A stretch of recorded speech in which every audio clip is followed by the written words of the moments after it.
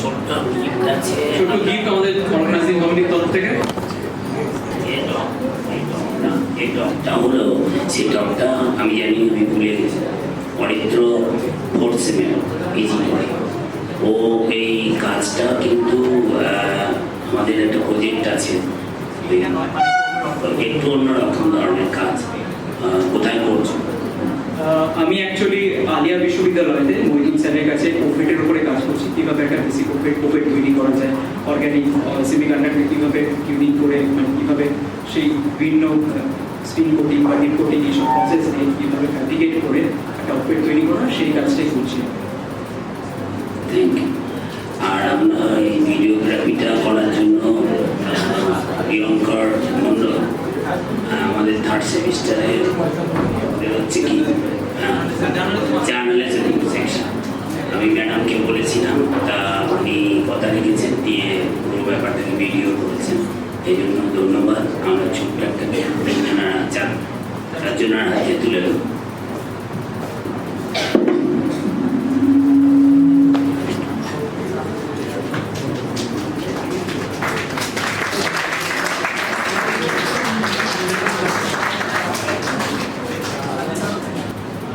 এরপরে আমাদের প্রায় অনুষ্ঠান শেষ হতে চললো। আমি রহরা রামকৃষ্ণ মিশন বিবেকানন্দ সেন্টারি কলেজ থেকে এসছেন কল্যাণ ব্রত চ্যাটার্জি। উনি আমাদের এর আগেও পিজি পড়িয়েছেন, তাই তো পড়িয়েছেন, এবং ওখানে নতুনভাবে সব কিছু ল্যাব এবং পিজি শুরু হয়েছে। আমি ওনাকে কিছু এই ব্যাপারে ছোট করে কিছু একটা ফিডব্যাক চাইছি না বলার জন্য। নমস্কার।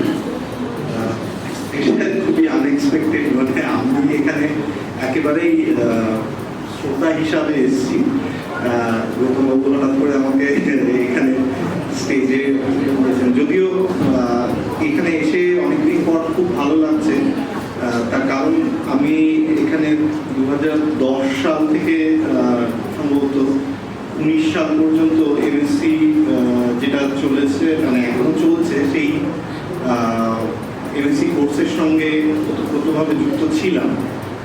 তখন আমি অবশ্য ডিরোজিও মেমোরিয়াল কলেজে কর্মরত ছিলাম, আর 2017 পর থেকে আমি রহরা রামকৃষ্ণ মিশন বিসি কলেজে চলে যাই।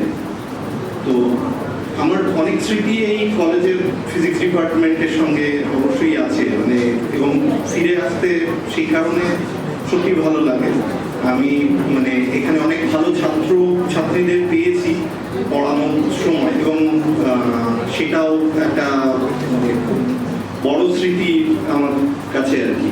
সেই স্মৃতি রোমন্থন করতে গেলে অনেক সময় লাগে, তো যদিও সেটার মধ্যে আর বিশেষ করে যাওয়ার প্রয়োজন নেই। আর যেটা বলা সেটা হচ্ছে, আমরা আজকে যে টকটা শুনতে এসেছিলাম, ইনফ্যাক্ট ফিজিক্স ইন বায়োলজি, এই ব্যাপারটা এত এমার্জিং একটা সাবজেক্ট, এবং সম্ভবত আমাদের আগামী দিনগুলোতে এই সাবজেক্টের উপরে আরও কাজ হবে বলেই আমরা এক্সপেক্ট করছি। এবং মানে সত্যি কথা বলতে আমিও এই সাবজেক্টটা নতুন করে শেখার চেষ্টা করছি, বোঝার চেষ্টা করছি। তার একটা বড় কারণ হচ্ছে গিয়ে আমাদের এমএসসি আমাদের ওখানেও চলছে, এবং ছাত্রছাত্রীদের মানে আমাদের শুধু ছাত্ররাই আছে, তো সেখানে প্রজেক্ট করানোর জন্য বিভিন্ন সাবজেক্ট আমাদের তাদের কে বলতে হয়। এবং আমার মনে হচ্ছে যে এই সাবজেক্টটা এত একটা ভার্জিন সাবজেক্ট, এবং এই সাবজেক্টের উপরে এই মুহূর্তে যে কাজগুলো হচ্ছে সেটা খুব ইন্টারেস্টিং, এবং সেই দিকে আমরা যদি ছাত্রছাত্রীদের কিছুটা উৎসাহ দিতে পারি সেটা খুব ভালো লাগবে। এবং তার জন্য নিজেকে এডুকেট করার চেষ্টা যেটুকু করার দরকার আমার মনে হচ্ছে সেটা একটু বয়স বেশি হলেও আমাদের করতে হচ্ছে, এবং করার চেষ্টাও করছি। এবং সেই দিক থেকে দেখতে গেলে মানে যে টকগুলো শুনলাম সেগুলো খুব ইলুমিনেটিং।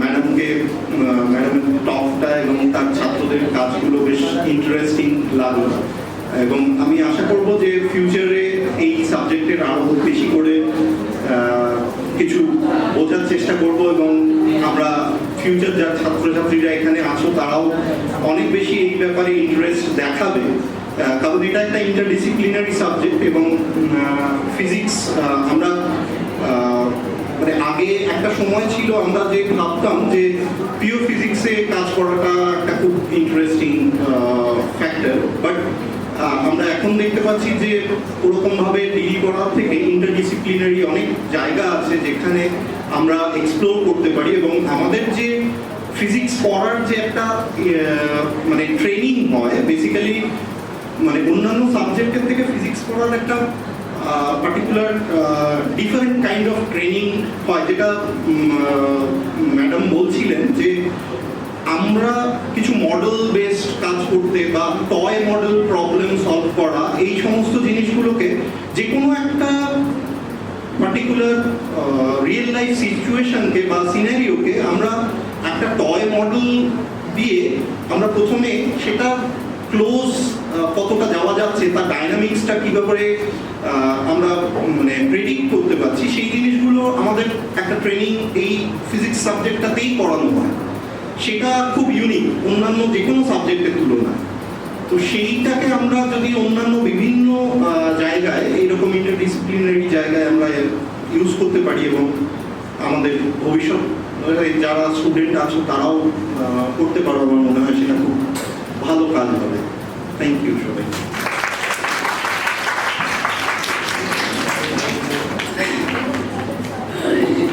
সকলকে ধন্যবাদ। বিশেষ করে ম্যাডাম এসছেন, আমার পুরনো কলিগ ছিলেন, তারই ক্লাসমেট, সেই থ্রু দিয়ে অ্যাপ্রোচটা করি। সুতরাং এই যে লিপিড বা নিউক্লিওটাইড বানানো বা মডেলিং করা বা চ্যানেল প্রোটিন দিয়ে কিন্তু প্রচুর কম্পিটিশনাল কাজ হয়েছে চ্যানেল প্রোটিন। মানে আমি তার সাক্ষী আছি, কারণ আমার বিশেষ প্রথম প্রিপেয়ার করে হেলথ লেটার ওরকম একটা চ্যানেল প্রোটিনের উপরে কম্পিটিশনাল উপরে। তা যাই হোক, এইরকম প্রোগ্রাম আমি এখানে অতিথি হিসাবে মনে করি। সবার সঙ্গে এত বড় কলেজ, সবার সঙ্গে নাম জানা যায় না, মেশাও হয় না।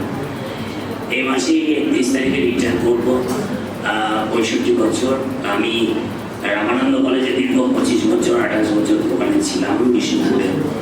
সেখানেও চেষ্টা করেছিলাম যে একটা ইন্টারডিসিপ্লিনারি যারা পিজি পড়বে তাদের এই যে কোর্স ওয়ার্ক হয় আফটার দ্যাট এমএসসি করার পরে যদি বসিস ট্যুর বা যেখানেই ঢোকো তখন একটা কোর্স করতে হবে। যেমন মইনুল একটা যেমন পড়ছে কোর্স ওয়ার্ক হচ্ছে, আমরা চেষ্টা করেছিলাম একটা জুলজি, বোটানি, ফিজিক্স, কেমিস্ট্রিকে নিয়ে ওখানে যে অন্তত বেসিক ইনস্ট্রুমেন্ট যেগুলো আছে, এনএমআর, ফ্লোরেসেন্স, মাইক্রোস্কোপ, এইগুলোর বেসিক প্রিন্সিপালগুলো থিওরিটিক্যালি কী করে বোঝা যায়।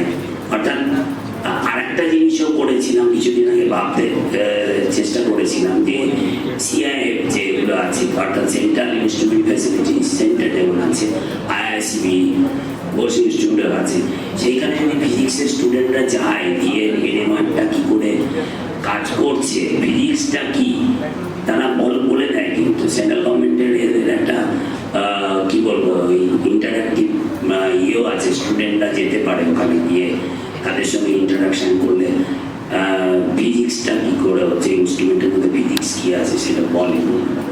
এবং এই উদ্যোগটা কিন্তু ভালো এবং চেষ্টা করেছিলাম এবং সেটা আমাকে খুব হেল্প করেছিলেন WBSU এর। এখন উনি প্রায় 10-15 বছর বোটানিতে চলে এসেছেন সঞ্জয় বোহরা এই পুরো প্রোগ্রামটা করার জন্য। ওখানে ইউজিসি থেকে আমরা কিছুটা টাকা পেয়েছিলাম। যাই হোক, এটা মানে প্রায় আমার শেষের দিক বলে আমি ওটাকে রিকল করলাম।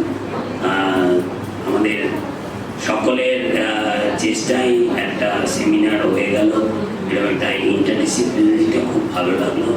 সকলকে, আমার কলিগকে যারা এখানে বসে আছেন, তাছাড়া ওখানে বাইরে যারা দুজন আছে কলেজের কর্তৃপক্ষকে, সকলকে ধন্যবাদ। নিয়ে আমি শেষ করছি।